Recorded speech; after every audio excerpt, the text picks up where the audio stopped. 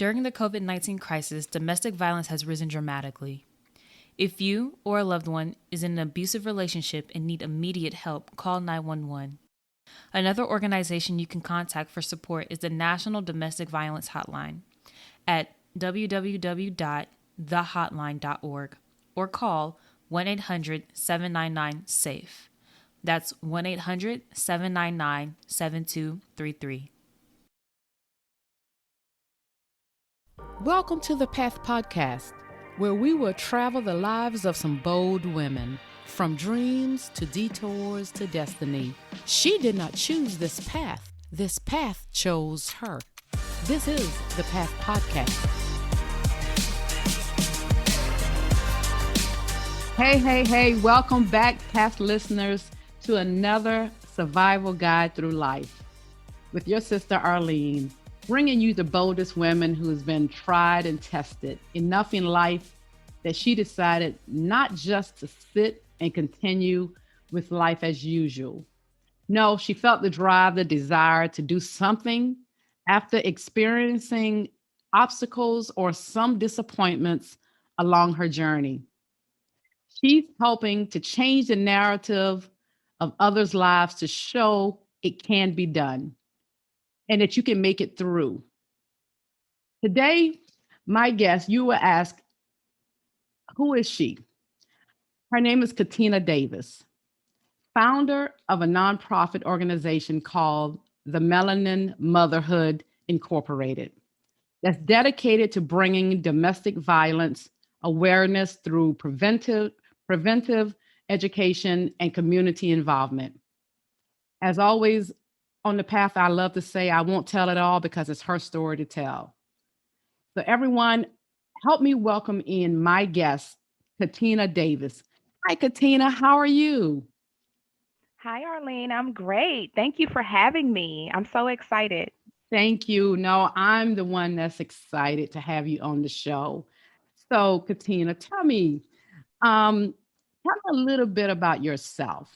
I didn't want to read your bio. I know I always say that the person themselves can tell me more about them, who they are and what they're doing without going into all of the details of it so far.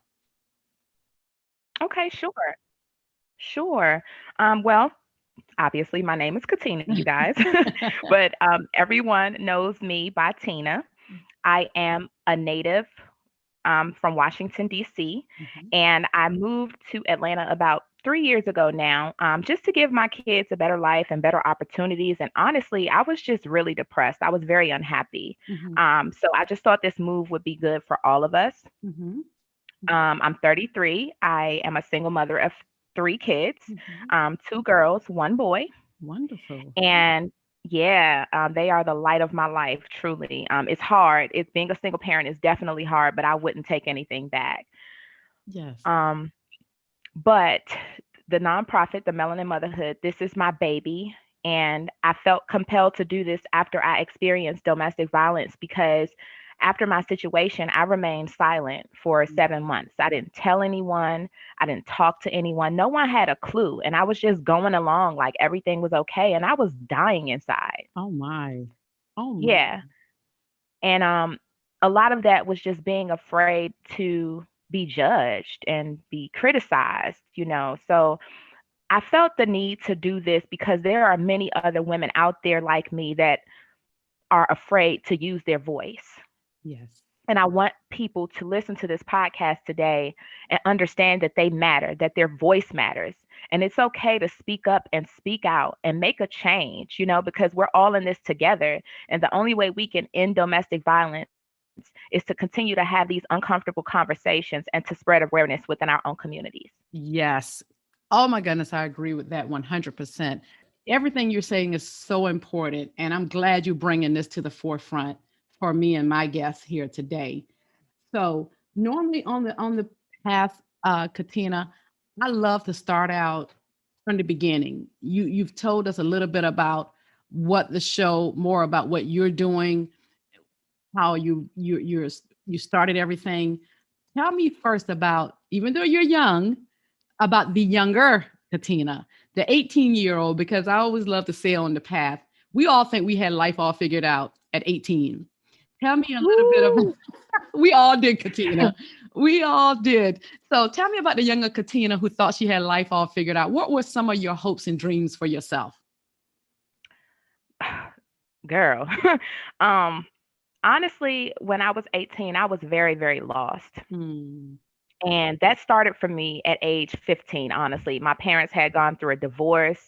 Um, and shortly after that, my mom had moved on very quickly with another man. And I felt forgotten about, Yes. she wasn't paying as much attention to me as she should with me being a young lady, especially at those impressionable ages. And I started acting out. And instead of um, trying to see what the problem was and us going to counseling and just drawing nearer to me, she ended up kicking me out of the house at Hmm. 15. And I ended up living with my brother until I was 18. Hmm. And throughout those years, I won't say that he was a bad guardian. He was my brother. Yeah. So he wasn't on me as much as he should have been. There wasn't a lot of discipline. You know what I mean? I pretty much raised myself. Yes. And when I turned 18, I had so many people in my ear in my family, just, please do right. Please don't get pregnant. Please don't do this. Please don't do that. And I had all intentions of going to college. I was applying to colleges. I was getting good grades. I was the captain of the cheerleading team. So on the surface, everything looked okay. Hmm. But inside, I was a mess. I was seeking something that I didn't have in my life, and that was love. Yes. And I ended up being in a relationship with my daughter's father, and we had known each other since we were children, but the way it progressed was just so quickly. We were just so in love, we just knew everything, right? Hmm. Hmm. And I ended up getting pregnant, Hmm. and from there I lost myself because I went from being this student in high school to transitioning to go to college, and then boom, I'm pregnant. Yes. I didn't have a chance to live life. I didn't have a chance to be a young adult. I went from being a high school student to being a mom. Yes. And it's been the most hard experience of my life. It's been rewarding, Yes. yet tumultuous at the same time. I understand that statement, trust me.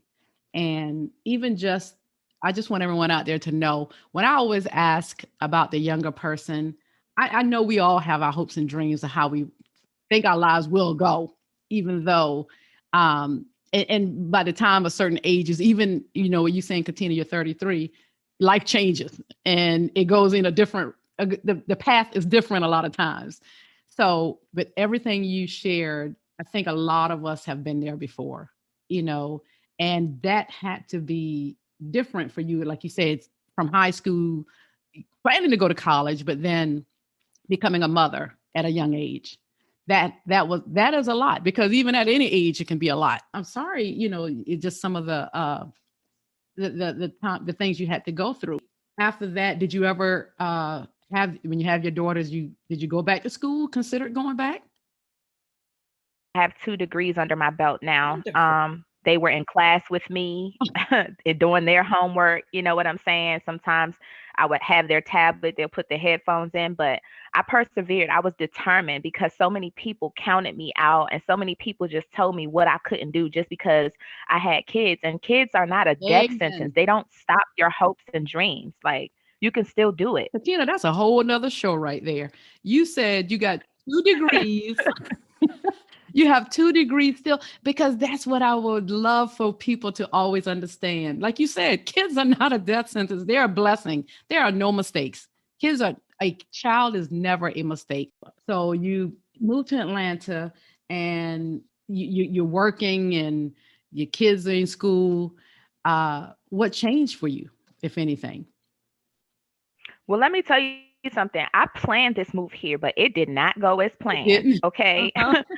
it it's like as soon as I got here, and for lack of a better phrase, all hell broke loose. Oh, wow. But I didn't plan to come here with anybody. I just planned to come here with my kids. But I met someone prior to leaving DC, Oh, okay. and honestly, for the longest time, I just would not give him the time of day because, again, I was not in a good place and I knew that I wasn't. I just wanted to focus on myself and be by myself. Uh-huh. But he was just so very persistent.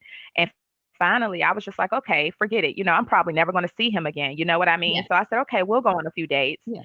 Um, and we dated for some time. And once I made my transition to Atlanta, he would come down and visit. Mm-hmm. Um, and right when things started going wrong, like my son, he got really, really ill. He's 3 now. But at the time, he was really about maybe a year old. Mm-hmm. And he got a really bad infection. Like he was on his deathbed. Oh my. And the individual, he ended up staying because I had lost my job because I was spending so much time with my son Yes. and I couldn't work. You know what I mean? So Mm-hmm. he stayed to give me some support because I didn't have any family here. Mm-hmm. And uh, that was the beginning of a living hell for me. Wow. Really? It didn't go as planned. Now I'm in my happy place. Now things are flourishing now, but because of what I went through, it took 2.5 years for me to become stable here. Yes. Let me, if you don't mind, I want to go back. You're dealing with a lot with your son. You lost your job because of that, because I can see that you being out a lot with what was going on with your baby, of course. He came in, like you said, to start it, to help out. When did the problems start with this person? I would say they began to present themselves immediately. Mhm. I would say it was about maybe 6 months into knowing him. Because again, he was never supposed to stay. It wasn't that I moved to another state with a man I had no idea about. It just things were a whirlwind and so many Yes. things happened. And he was like, I can't leave you down here like this. You know what I mean? So um, I would say that everything started as emotional abuse. And I didn't really realize what was happening to me because I still wasn't in a very good place. And Exactly. it was so much going on that my mind, it couldn't wrap itself around the fact that I was being verbally and emotionally abused every day. Exactly. Exactly. That makes sense, Katina. And no one can sit there and say, especially when you were starting to go through all of that, that they would not have done the same thing. You have no family here. Someone is offering to, try to stay and try to seem like help out. A lot of us Yeah. probably would have considered it. So Yeah. it's not like something that I don't think is a strange thing that some of us would not consider. Because your mind, first of all, was on your baby. You dealing with both of it at the same time. I was dealing with both at the Mm. same time. And honestly, my daughters, who are now 14 and the youngest will be 12 in Mhm. October, they saw him for exactly what he was. I mean, they saw right through him. They Kids would come know, to me they like, "Mom, I say. do not like this man." It's something within them where I feel like they get a feeling where some of us don't see it or ignore it. So when they said that to you, what did you say, when they would say stuff like that? You just count it off as just they just didn't like the person maybe? And that's what a lot of. Actually, no. I have a very open relationship with my kids and I respect their feelings. Yeah, I have a open relationship with my kids. So when they told me that they didn't like him, they didn't like the way he spoke to me, they didn't like his anger because he was the type of person that couldn't articulate himself without yelling and hollering. Yes. And it would startle them a lot. And they would come to me and say, "Mom, I don't like this guy."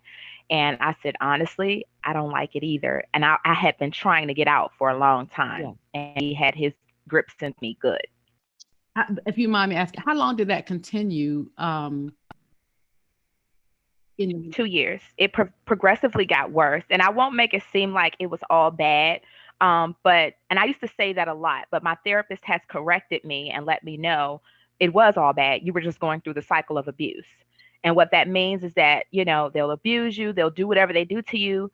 And then there's a area of calm, or they'll love bomb you and try to give you gifts to make up for what they've done. Things will be calm for maybe 24 hours or a few days, and then you're back to that same cycle of abuse. So it's just a round and round thing until you get tired or are able to get out.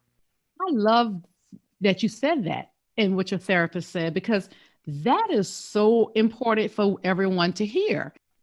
So how did that make you feel when she said that to you? Did it make you feel some uh type of way to say, okay, I should have gotten out sooner, or did you make excuses, you think, to say it was all bad? Absolutely not. Yeah.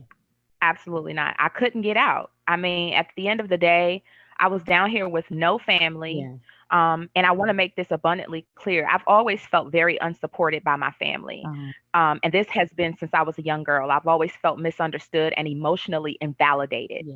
Okay. Uh, So a lot of that played a part in why I dealt with this for so uh, long. Like he would emotionally abuse me and let me know like, hey, you got 3 kids, you lucky I'm even with you, like who is going to put up with this? And if you listen to that every yeah. single day, You believe it. eventually that's going to resonate in your mind. Yeah. You're going to start believing what your abuser is saying to you. Yes.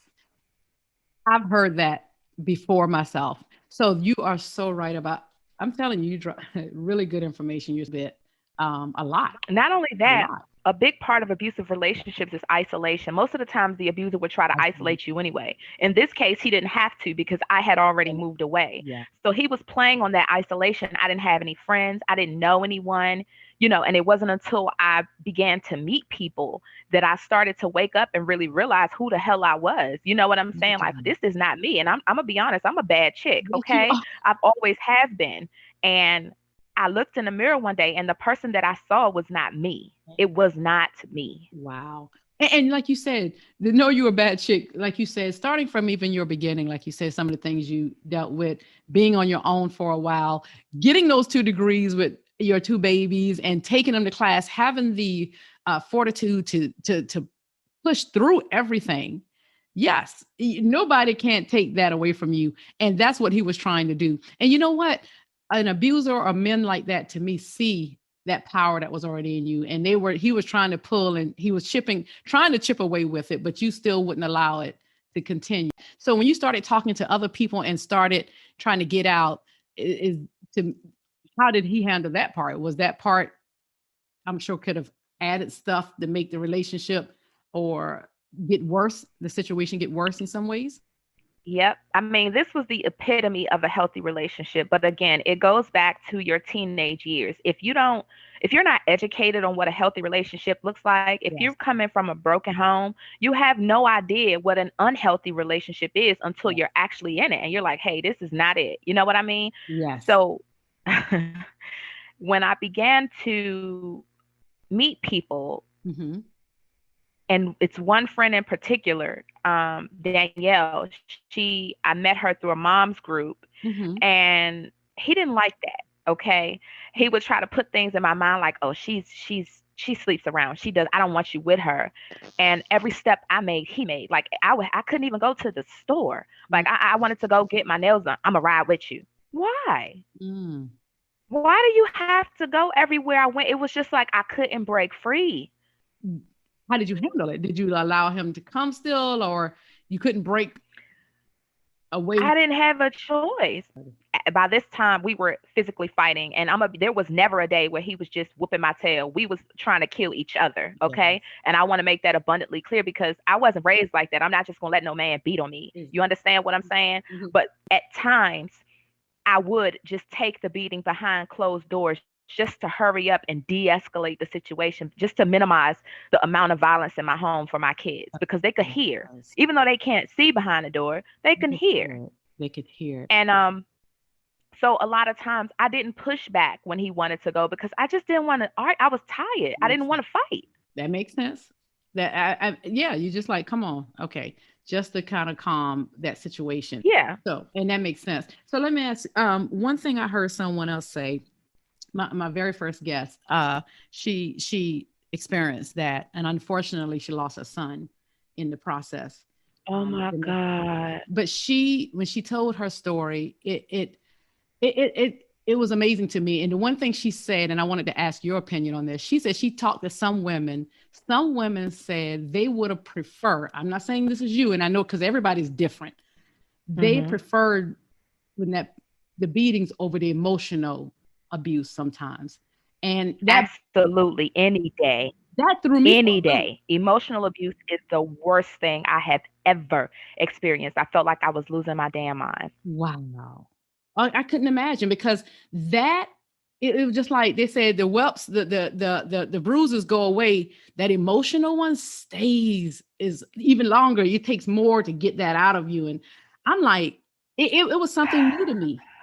And so I've learned so much just talking to people now. Not that I don't understand it like that, but I've learned. And so I want to say, you are that chick, Katina.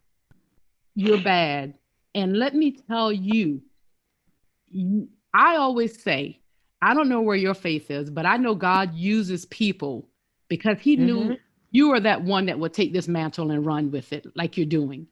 And for you to tell this story, for you to have gone through and share so openly to others out there, like you have even thus far in this interview, I take my hat off to you, Queen. I promise you, Thank you. because I don't, I wish no one had to go through this. Because the one thing I always tell people on the show, you didn't choose this path. This path chose you. We don't like the Mm-hmm. path that we get on sometimes, or that we walk into, even some things that we do walk in ourselves. But still, you're that one that is going to show another woman how to come out of it. And I take my hat off to you, because I just Thank had to you. still say that in that part. But yeah, when she told me that emotional part is just 20, seemed like 10 times more, even though the physical is just as bad. I don't want to give one more than the other, but she mentioned that to me, and I just wanted to bring that and ask you if you felt the same way, if that emotional. Mm-hmm. Tell me, at what point did you make the decision to leave? What was the point that made you say, I, after 2 years, I have to get out of this?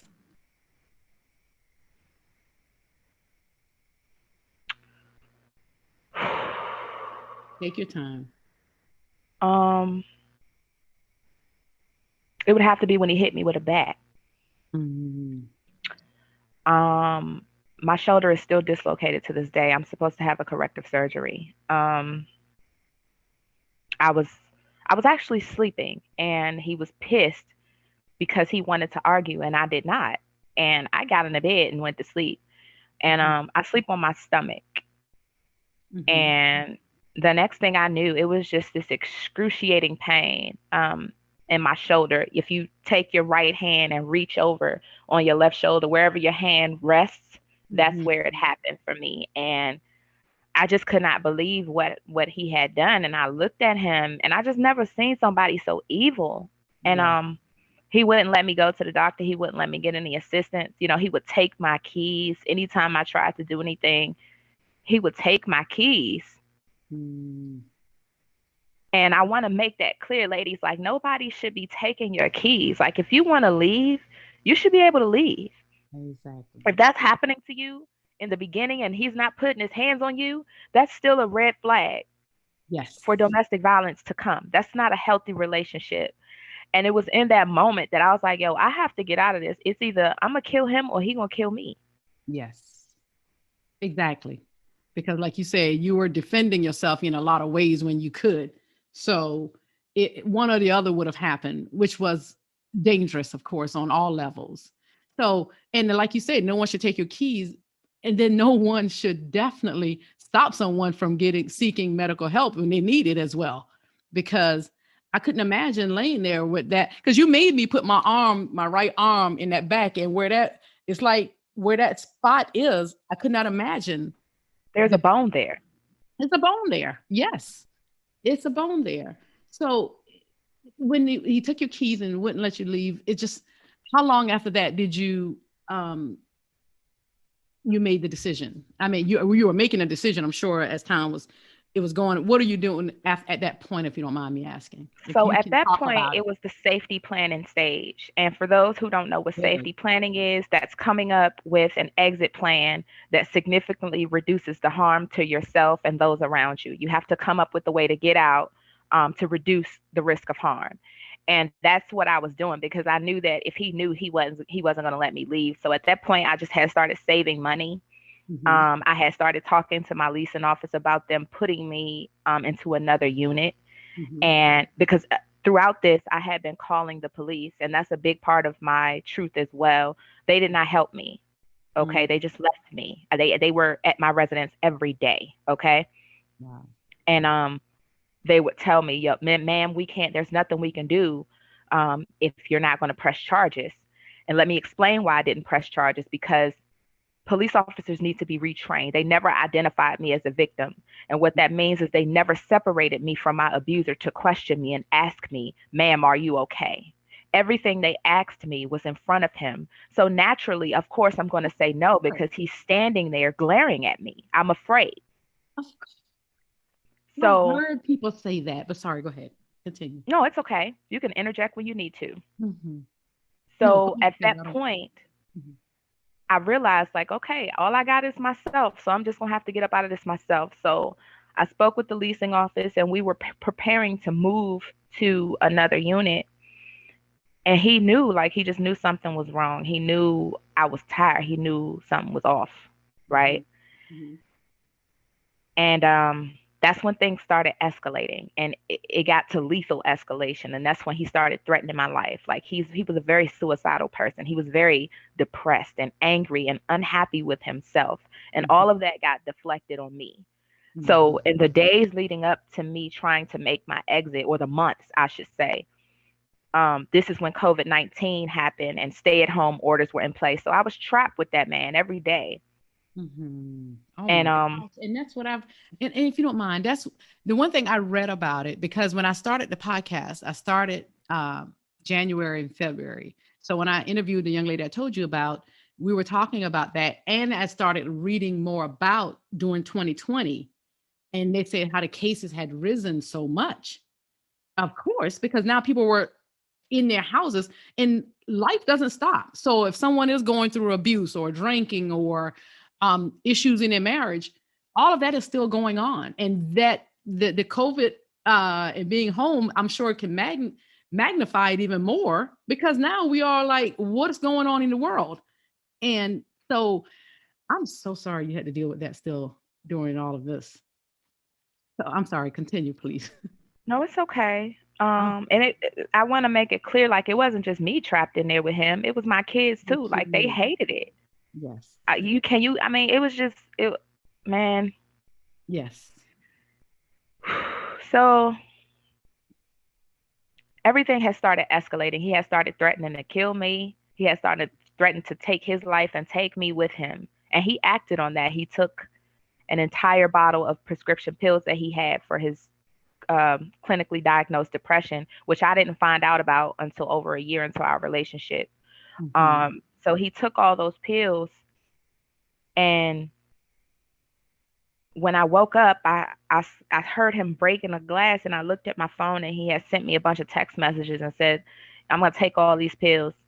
I'm tired of living, this painful life, and I'm gonna take you with me." And it was that night that I knew. I said, "Oh man, Mm, apartment or no apartment, I'm out of here."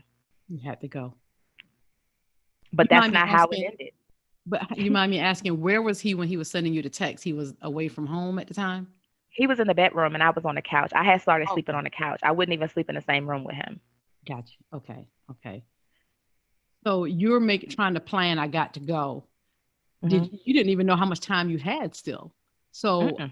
how did you, I'm sorry, how did you continue to make that process and to leave with the kids even, because you got your babies there, of course. Hmm. So by this time, I had called his mom and let her know, like, look, because I had been calling back home asking for help from them for a while. And it was sort of like a he's your problem now type of thing. No one would assist. And it's crazy because y'all, I have been with him all this time, and y'all don't offer up this information that this man is nuts. You Yeah. know what I'm saying? She didn't Yes. even want to deal with him. So by this time, I called her and let her know, like, he's lost it. He's tried to kill himself. He's threatening me. Hmm. And she drove all the way down to kind of intervene and get him and take him back with her. And he refused her at the hospital. He told them not to allow her in or have any visitors. So during this time, I'm still trying to get myself together to get out of here. Things don't work overnight like that. There's, things that have to be signed and things like that.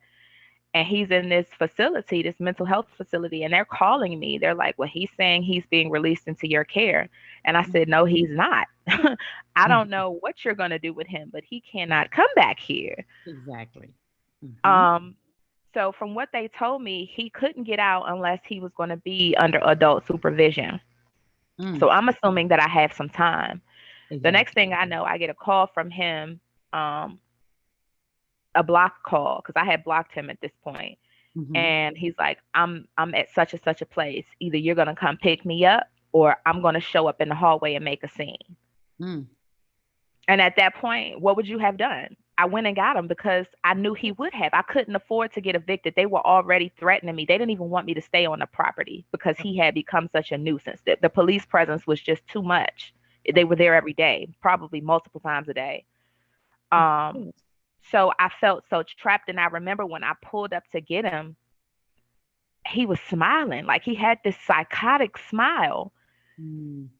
And I just broke down crying because I was like, God, how am I going to get out of this? What? You didn't know what to do. You I didn't didn't know. know what to do. And I felt crazy because I went to go get him, but I knew that if I didn't, we Yeah. would be homeless. Like they told me I couldn't have any more disturbances. Mm. So my back was just against the wall. Yes. That and Katina, let me say this because, and I want everyone out there to know that this is real. And even though Katina, thank God, is out of this, it's still, if she talks about it, and I didn't want to go so much into it to trigger so much of of what she went through, she was willing to still tell this to help someone else. Which where what we're going to do is getting to her story of how and why she started the Melanin Motherhood Incorporated nonprofit and how it changed the name and everything. I thought it was important so other people can hear this, and we have to see the realness in what this young queen went through.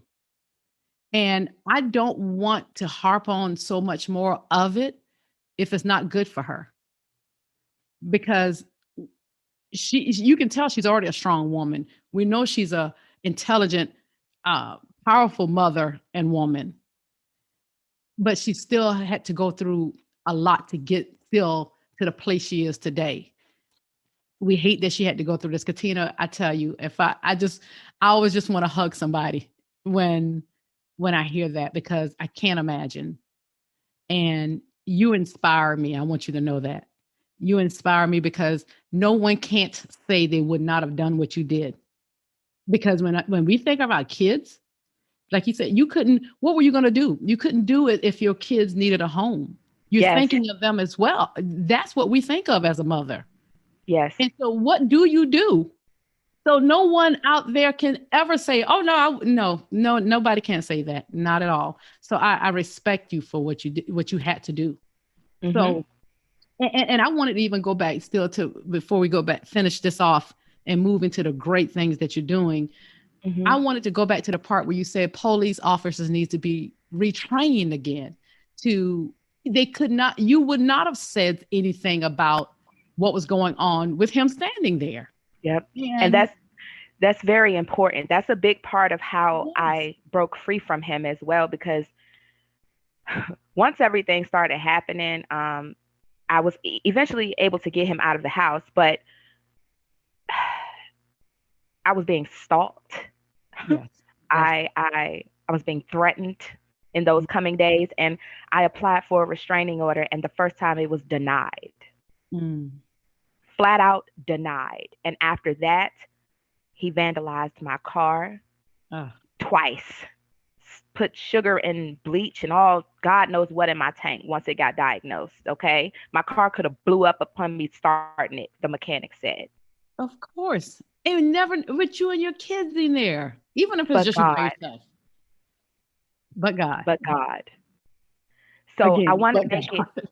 clear that these judges and police officers, they don't care. They see you as just another number. Hmm. Okay. And when they denied that restraining order, that could have been my life. My Yeah. kids could be motherless. And it took Oh, all of this to happen in the coming days for me to go back. And I went back with a big stack of stuff. He had called me over 500 times block, and I printed it all out. You hear me? And I yes. went in there. I had my report from Geico from the vandalism. And I said, hey, I smacked it down. I said, hey, you remember me? I was in here last week and y'all denied my restraining order. Look what has happened since then. Look at it. Yes. Let me ask you this. What excuse did they give you in the beginning for denying a restraining order? They I said it thought, sounded like I was looking for a quick eviction, and that's not what they do. And my friend Danielle was with me, and I was outraged. I was pissed. but a quick eviction when you had the police officers coming out on a regular basis and to your home I complaining hate months and to days. I Sorry. hate to put the race thing in there. I'm sorry, but the Yes. first time it was an old Caucasian judge that denied my restraining order. The second time it was granted, it was an African American woman. And you know what? And sometimes that's why they say representation matters. And Mhm. even and everyone out there, we have to be honest with some things. And even when we go back into like they say they have to look at mothers having babies, how sometimes African American women are not when they say certain things about their bodies, and they're not listened to the same. And so it is it's your truth on how you feel, because I can't see what all you said to me already that a judge would have denied that. And I so believe I heavily race understand. had something to do with it. Yeah. So Absolutely. I understand. I understand what you're saying. And so you did that. The judge thankfully granted you the restraining order, even though a restraining order to some people we know doesn't still do enough to me. To me, and I don't know enough about restraining orders, but I know enough is supposed to keep the person away from you, and they can't come so many feet within you. But sometimes that still doesn't protect the person because that And in person my is still case, it out there. didn't. Yeah. He violated it 2.5 hours after it was served to him. Oh wow. Yeah. Because of course I've heard the most dangerous time for a woman or man, I'm sure, is when you leave. So of That is course, correct. yeah. So that just put him at a whole nother level, unfortunately. Mhm. And and of course, so he violated it within 2.5. Wow. He did. So I watched them. I sat in my parking lot and watched them. The officer that came, and I forgot a part of this. Um, I was arrested prior to applying mhm, for that first restraining order. I was arrested and charged with battery. He didn't go to mhm. jail. I went to jail. You're I want to kidding. make that clear. That's the morning that I got extremely tired, and that's the morning that it was becoming him or me up in there, Exactly. and it was on. Okay, and I had done enough bodily harm to him to where they said, I don't want to do this, but I have to take you. And I was pissed. I was outraged Yes. because here I am. You're the same officer that's been to my home Yes. every day for the past 3 months, and you take me to jail? Are Yes. you kidding me? For I've never been in defending trouble a day in my life. defending yourself, basically. Defending myself. For the sake of the podcast, everyone, I'm trying to stay. Yeah, that already does a lot to me to hear, because I've heard that unfortunately before, in cases and different things like that. Wow. And that's So the another thing. injustice and Yeah. everything that I went through with the judicial system, that is what fueled this fire in me to start this nonprofit. Because if it happened to me, then how many other people out there is Mhm. this happening to? Yes. And, This and is I unacceptable. it is unacceptable. And that's what, I read in an article you did with Voyage Atlanta, where you said that's what a lot of drove you to wanting to start change your organization, like what the purpose of it. Well, I won't say Hmm. that's the only reason, but you changed the purpose of when you started the Melanin Motherhood. And I want to ask you again in a few minutes what that represents when it started and Hmm. to now. But because you want to educate everyone, you Hmm. want them to understand how the system works and everything. But before we talk about that, tell me, so at what point did you feel like it stopped? When did it get to the point? And I agree, and I want to still touch again on something you said earlier. Women need to get a plan. You Hmm. tried to start your plan. Of course, things come up, but developing a plan, I want to make sure we reiterate that is critical for a woman coming and her children coming out safely and as safe Hmm. as possible. So, at what point did you feel like, if you don't want to add something before that, it was finally you were getting peace and he was getting out of your life? Um, I would say the day that he got sentenced. Honestly, even when he got arrested that day when they took him away, Mm-hmm. I dealt with a lot. Like I have PTSD. I was formally diagnosed with PTSD by my therapist, Mm. and I was triggered a lot. Like we were all over Cobb County. Yes. I couldn't go to a store. I couldn't go to certain Krogers without being triggered because my head had been in that brick wall outside. Mm. I couldn't go to gas stations Really? because that's where he pushed me out of the car and took off with my car and left me there. Oh my goodness. So I didn't begin to feel any peace Mm. until he was sentenced. And I knew that finally he was going to leave me alone. Mm-hmm. Mm-hmm. And honestly, if I'm being honest, that was 4 months ago that I began to feel peace. And I hate, sorry it took so long to get there, but still, we all know this is something that no one can say can happen overnight. I know. So if you don't mind me asking, what was with everything that he had done, what was the point where they arrested him finally? The day he violated the restraining order, Oh, okay, good. because I was using the bathroom and my daughter was like, "Mom, he outside." I said, "No, he not." Uh-huh. Because I just couldn't believe, like, He it was, was 2.5 hours later. I said, "No, he's not." yeah, And I went and I looked out the window and I said, yes. what is wrong with this man? And I just got my phone out. All of us did. All of my kids had phones and we were just recording, and we called the police and they came, and it was the same officer that arrested me, the same officer that had been coming Mhm. the whole time. And I could tell that he took joy in taking that man because Finally, he was a nuisance. yes. And you know what? I wish they would have said to you. I'm not saying they didn't, ma'am. We're sorry. I know they was probably doing whatever the law tells them to do, which I feel like needs to Hmm. change when it comes to certain. There's no one size fit all, and it needs to change when it comes to domestic abuse relationships.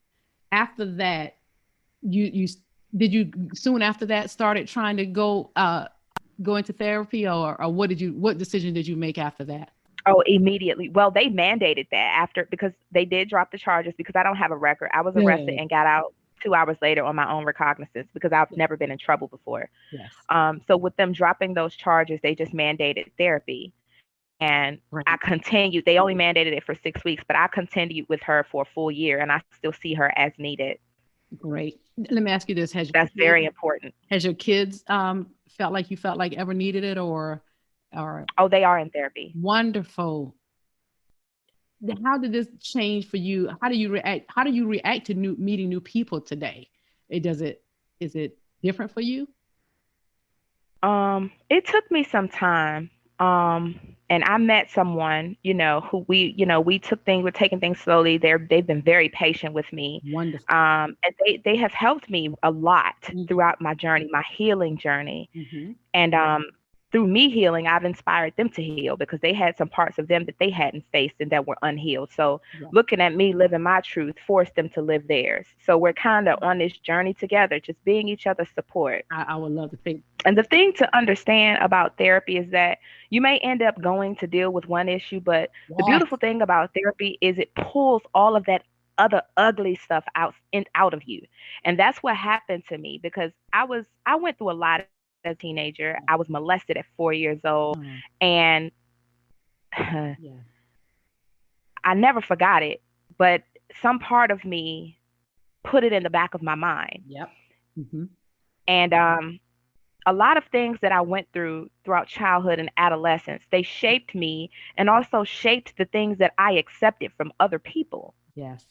because I didn't know myself. I didn't know myself enough to love who I was. Mm-hmm. I found that throughout my adult life, I was like a chameleon. I would transform to adapt to whoever I was around. I didn't know whose personality I had. Yes. Do you understand what I'm Yes. saying? Exactly. And when I went to therapy, I didn't find myself until I was 33 years old. I've been lost for years. Like so many others that are out there, truly, Katina. And I always hate to say it this way, but we got 43-year-olds that are lost, 53-year-olds. Because one thing I always tell my daughter when I'm talking about relationships, I said, Lexi, remember, there are young fools and there are old fools. And I just say that because it doesn't matter what the age. If we don't Mhm. truly do the work and Mhm. try intentionally, I love the word always intentional, being intentional about Yes, our own healing, our own um, just healing ourselves.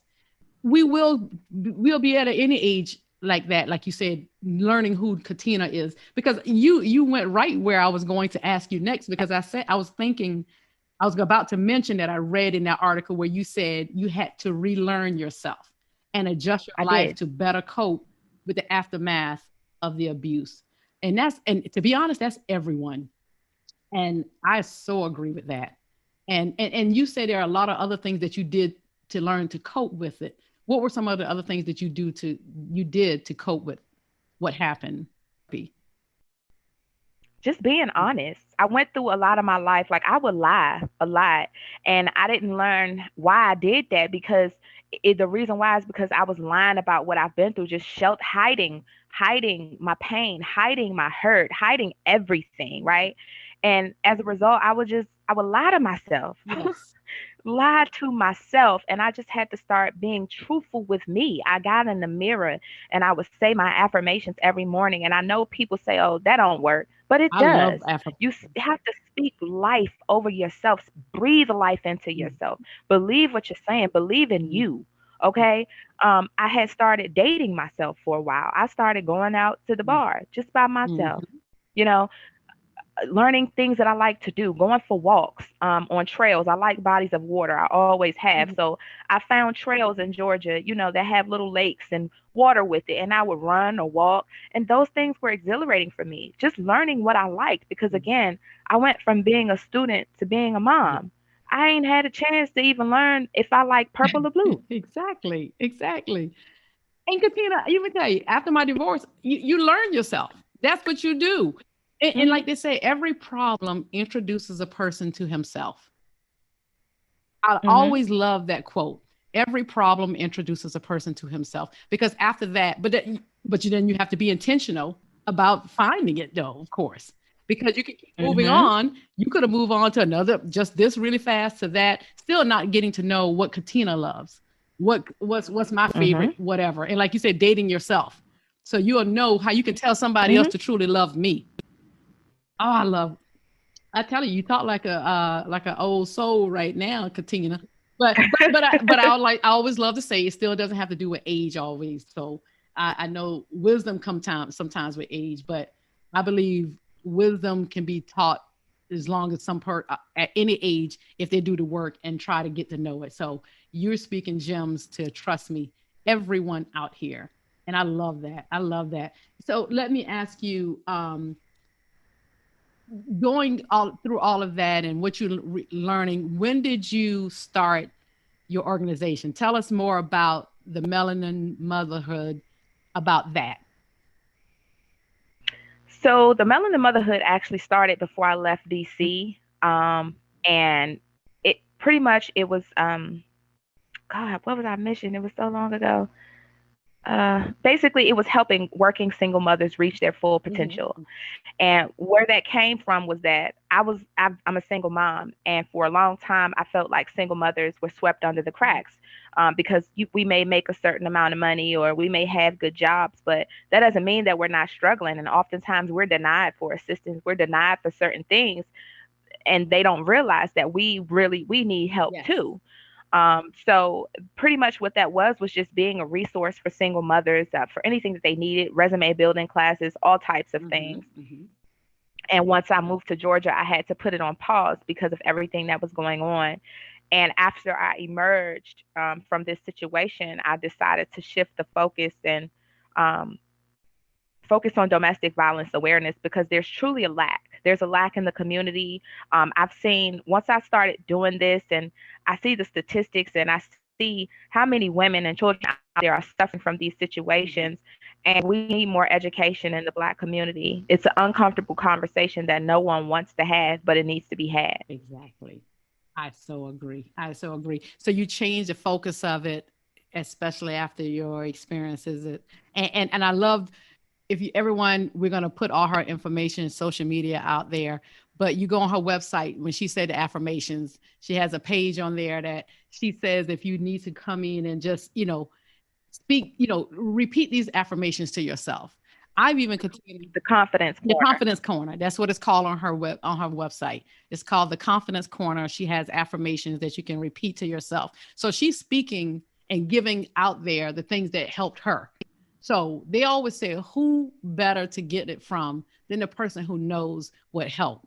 And and Hmm. that's what you're doing on your page now. So in starting the organization, how has that helped in a lot of ways? It's like, is it more therapy for you because you're helping others right now? You feel? Oh my God, Yeah, yes. I can imagine. When I first came out with it, like I said, I stayed silent for 7 months. And when I first came out, people were stunned because, again, I'm nobody. I held my head high, okay? No matter what was going on in my life, you would never see me out here with my head down, looking bad or anything like that. Nobody had any idea what went on. And when I came out, so many women that I went to high school with, women I've known all my life, messaged me privately and said, "Oh my God, I had no idea, but I'm glad you're doing this because me too." Me. And I'm like, "What?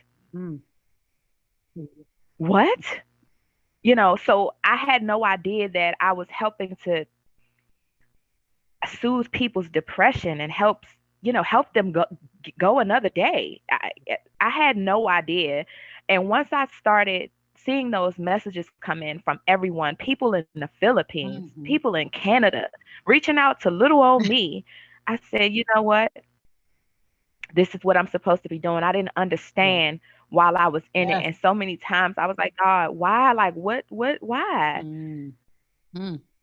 It was necessary so that I can get here. Wow. I love how let me tell you, that's why I started the path, because it's so many women out here like you and me and all the other guests that we have, because we'll never walk with our head down. And it's not because we never cried behind doors and not because we never felt some type of way, because everybody put their great pictures on the outside, on face, on all social media, everybody put out their good stuff. You know, I always said on this podcast, I would have never put my business out there if I didn't want, if I didn't feel like it was a calling for me to do it. Same way, I'm sure with you, Yep. same the reason you kept it for 7 months. Who wants to talk about this stuff? Yep. But we have to. The burden is put on some of us to do it. And you're doing it mightily and helping so many. And I love it because internationally people are hearing and you're helping them to get through something like this. Wow. Did you ever feel like Yes. um well, you always been a strong person, so even if I ask this question, I can see some of how you may answer it. But did you ever see yourself being this powerful woman, with this voice and this calling? Never. Wow. Because I was so wrapped up in what people thought of Yeah. me. And I just I was so worried about what people would say Yeah. about me. Now I don't give a Yes. flying, you know what? Okay? Like my truth is my Yes. truth. And if I can help just one person just by them listening to this podcast or any podcast Yes. I've done, then the mission is complete. It's not It's about not me. about us. Yep. I agree.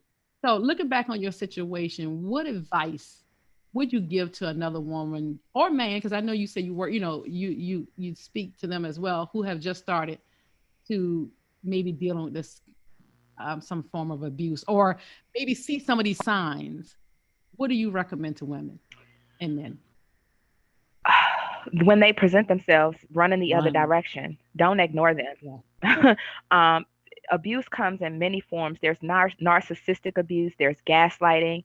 And if you find yourself in a situation where you're like, "No, I know I didn't cause this," they're turning it around on you, making you feel like you lit the fire, but you know they Yeah. lit the fire, and it's causing you to question your sanity. It's not you, it's that person, and what they're doing is abuse. I want people to understand that someone doesn't have to be putting their hands on you to be abusing Exactly. you. Okay. And if this is your situation, then you need to get out because it's not going to get any better. And if you're in this situation and you're stuck, or you're in this situation and you continue to forgive them, That's okay. It's not your fault. You are not the cause of your own abuse. But I want you to hear me when I say that you deserve so much better than what you're receiving. You're worth more. And I promise you that once you make it out of this situation, God will put so many positive, like minded people in your path that you're going to be Yes. amazed. And I want you to get in the mirror and dissect yourself piece by piece before you jump into something with someone else and see what's wrong with you. Because 9 times out of 10, you are what you're Mhm. attracting. I attracted him. I was broken. I was depressed. And I attracted that same individual because of where I was in my life and my energy. Okay. And if you're continuing to repeat the same experiences romantically, then 9 times out of 10, there's something that you need to examine. So figure out you first. Figure out what makes you tick. Figure out what the problems are within yourself. Face them head on. Don't run from them anymore. Face them. And when you do, God will send you somebody that knows how to love you properly. I promise. And like I said, y'all, she taught like she got some wisdom. Oh my God, Katina, you are my hey, 33. Look, I don't mind putting my age out there because I'm satisfied. Almost 53. Girl, me and you can sit down and have dinner any time and talk girlfriend talk. you you speak, you like you can I always used to say I'm too young to have a 33-year-old, y'all. But my sister, Queen, I promise you, you I get speechless because I love when a woman gets to that place because of what she said, y'all. She I love when we accept. I even had to accept, even after my divorce, the things I did wrong. Like I said, I wasn't Hmm. perfect. Arlene had a mouth on her and still does, Katina, but I've learned to Hmm. contain it now. I know how to use the Right. voice better than I did back in my days, in my young 20s and 30s. So, but I had to learn to Right. do that. Like you said, I had to take ownership for that. And we have to take ownership of Hmm. ourselves and figure out us first. And yes, ma'am, Hmm. everything she said, I don't need to repeat it, but I like to repeat some things because it is the truth of what we all have to do, ladies. We have to do that and get to know ourselves. You do not deserve Hmm. any of that. Nothing. I don't care what they tell you. You don't deserve it. You may need to change some of your ways as well, but you don't deserve at least. I Hmm. know none of what Katina went through, and get to know yourself. And I want to go back into something you had said, and before we end, and we'll find out more about what you have going on. You said something that I wanted to put out there again in the interview you did with Voyage Atlanta. See, y'all, she's all over doing things. Hmm. You said, through my own experiences with my childhood, I've learned to listen to my kids, empathize with what they feel, Yes. and to not subject them to emotional invalidation just because they're children. I knew that was important to make sure I add that in here. And if you all want to go read more about her again, go to Voyage Atlanta and read an article that I don't know if you have, I think you have it on your website as well. Um, It is. yeah, There's a it's a link on link my on her website. website. So, what made you get to that point? Is it some of just from what you went through, you think, in your past? It was There. therapy. Like she pulled all of that out of me. My mom and I know we got to wrap up, but I Oh, want to please. make this statement because it's important. My mom and I, we had a tumultuous relationship. Now, I've never disrespected her. I ain't called her out her name. It's not that type of tumultuous Yeah. relationship. It's that we weren't close as we should have been, like mother and daughter, because I was harboring so many negative feelings for her based on what went on with me as a Yes. child. Um, and she would emotionally invalidate me a lot. Like I would come to her and say things and it would shut up or, Yeah. just immediately shutting me down or no, you're right, I'm wrong because I'm a Yes. kid. And that's not correct. Kids are people too now. They have Yeah. feelings. And a lot of times I have to catch myself. I think my kids to misplace something or they put it somewhere and I'm like, why y'all do this? They're like, no, we didn't. And later on I find it and I'm looking crazy. But guess what? I got to take accountability and I go back and say, hey, y'all, I apologize. I was Yeah. wrong. I never got Yes. that. Yes. I've done that with my daughter as well and have to apologize. Even to this day, she'll say, mm-hmm. And so I'm like, but I'm like you, I have to apologize because I don't want, We've all been taught that way. Yeah, because I'm a parent, I'm right. No, parents, y'all really need to listen to your kids, listen to your young adults out there. So before we go in still to the social media and everything you have going on, tell us if there's any other takeaways that you want to talk about that I may not have asked you about, or that you just thought of that you wanted to add before we say what you have going on. Um, I'll say, if you're a mom, if you're a single mom and you have daughters, I would just say pour into them. Because they're looking to you for guidance and things that they need. It's not the community's job to raise them. It's not anyone else's job to raise them and love them and show them what they're worth, but you. That is your job as a mother.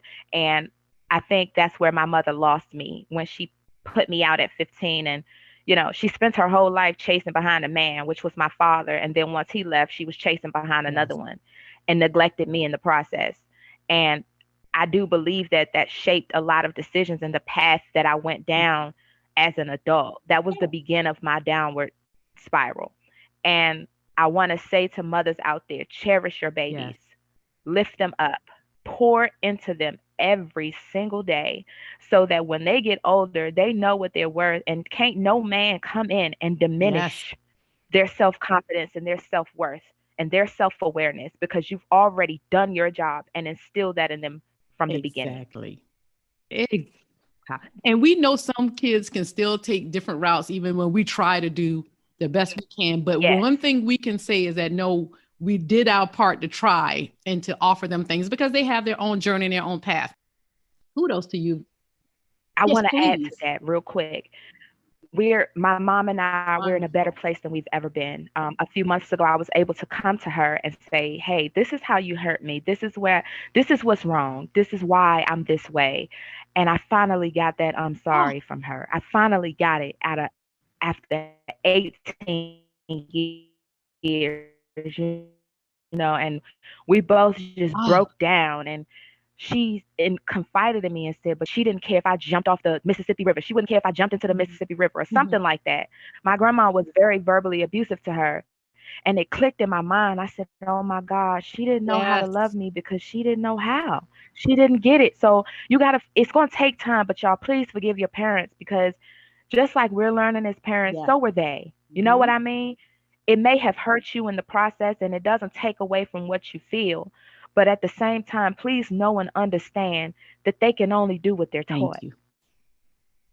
And you know what? And I've learned that even not just looking at, shows, but they say hurt people. And that sometimes when people sit there Yes, and if like y'all finally sat down and talk, and you should see me back here clapping, sat down and talk, you realize the things she went through. But to be able to come and come full circle for you and your mother, I'm so happy to hear that.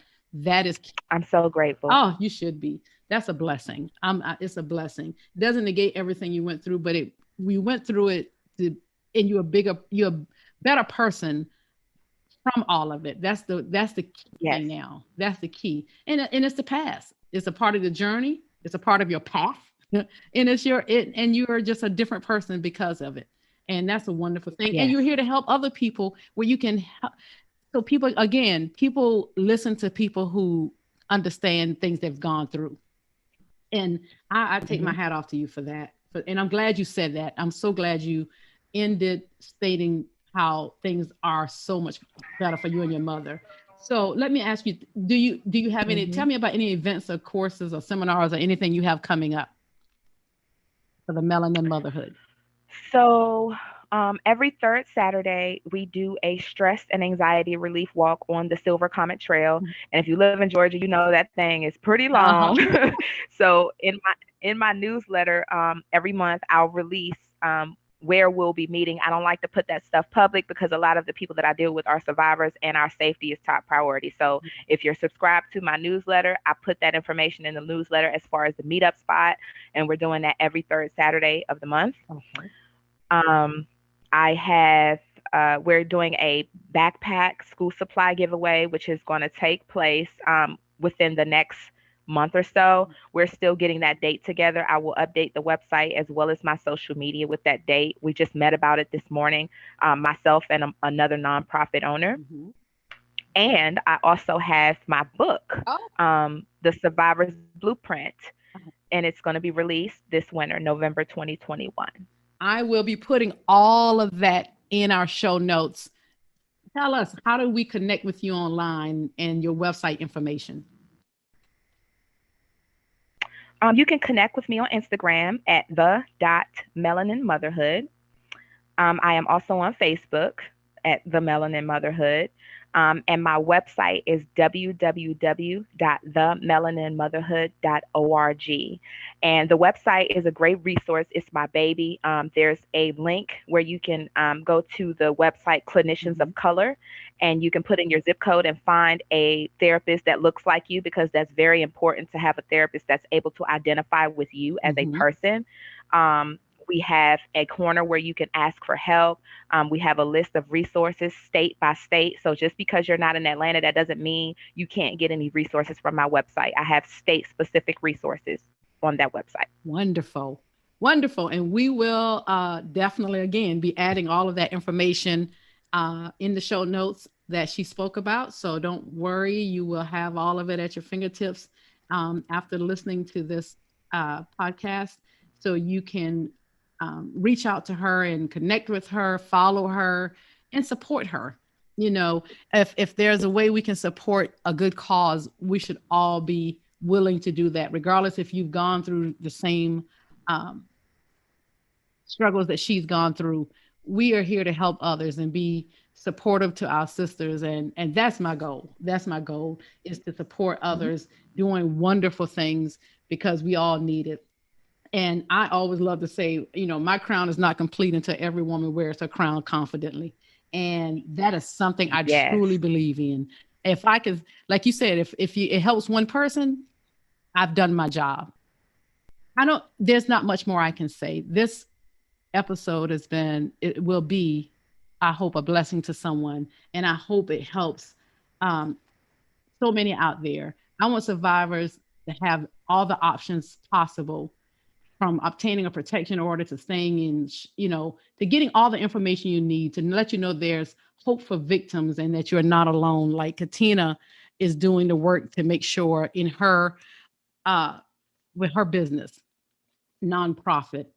We just need everyone to know that there's no shame in this. You know what? We've all been through something. The most important part is coming through it and healing, to make sure we get past uh, obstacles that when they come.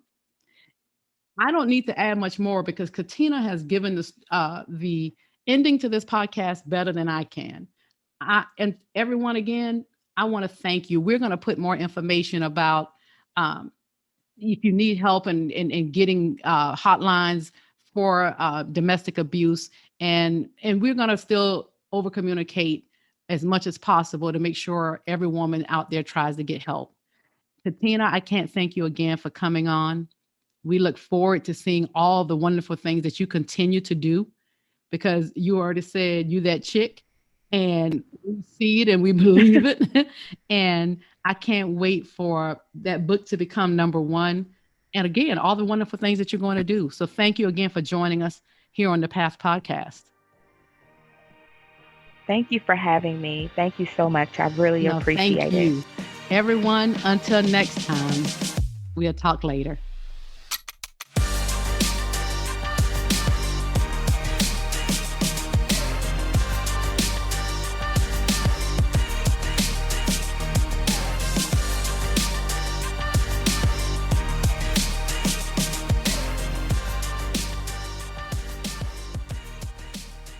Thank you, everyone, for hanging with us.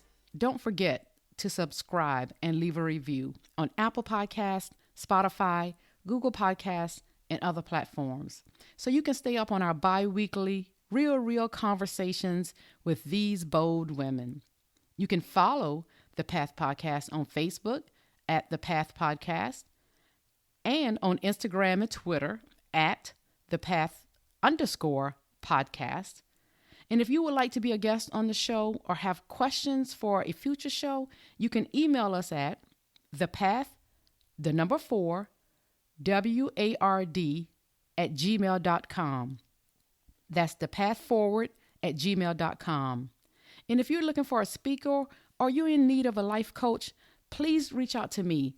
Again, at thepathforward@gmail.com or at ACKORLEH@gmail.com. Thank you. Until next time.